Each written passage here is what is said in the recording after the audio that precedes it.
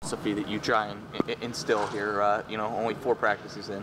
Techniques, fundamentals, you're working on the small things that can show up and be big problems in the fall. So you're trying to eliminate those little things so you can work on the big things when 2 days come around.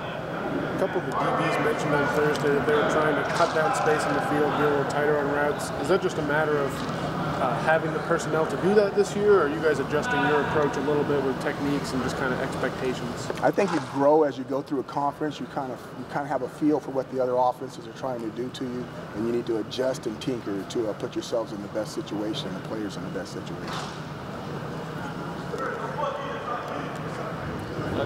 Dino Babers emerged as a guy 4 games into last season that needed double coverage to stretch the field. I feel like you have that guy, that capability among the receivers that are here right now? I think when we get the guys that are coming in the fall with the guys that are here right now in the spring, I think we're going to have a really nice crew.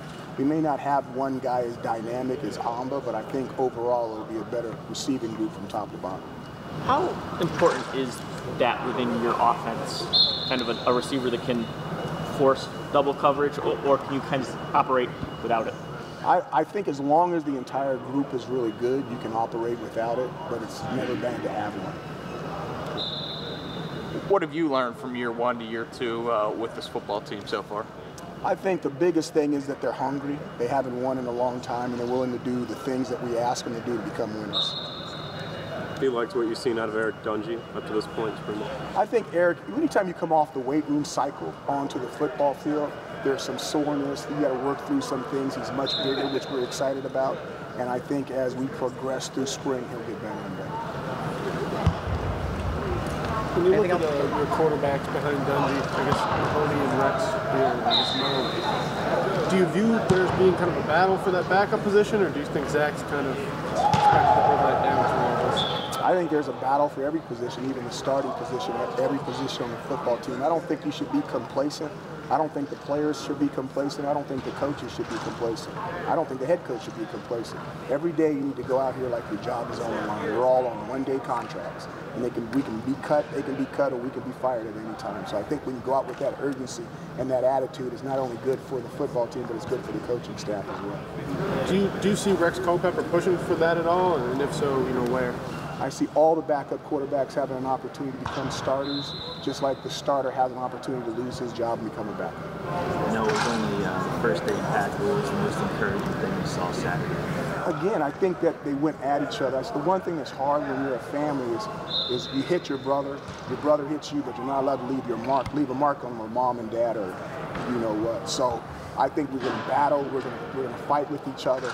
But we need to take care of our brethren as well. And I think they did a nice job of being physical on Saturday, yet taking care of everyone. How have Coach Standard and Coach Lustig fit in with his coaching staff? They're going to fit in based off of the things that we need them to do. They're going to adjust to us. We're not going to adjust to them. What made Justin Lustig such an appealing candidate for you? I think anytime you get an opportunity to get a head coach on your staff with the energy and the background that he has and the specialty that he has in special teams, I think it's really hard to pass up an individual like that. His special team success does kind of stand out when you look at what he's done. What do you kind of attribute that to? Is there anything he does that's unique, or just the extra time spent working on it? He does a lot of things that are unique and different in the special teams. Some of the stuff that I really agree with, I don't want to put it out there in print, but I think he's going to be good for us. I think his techniques and his fundamentals are going to help our football team.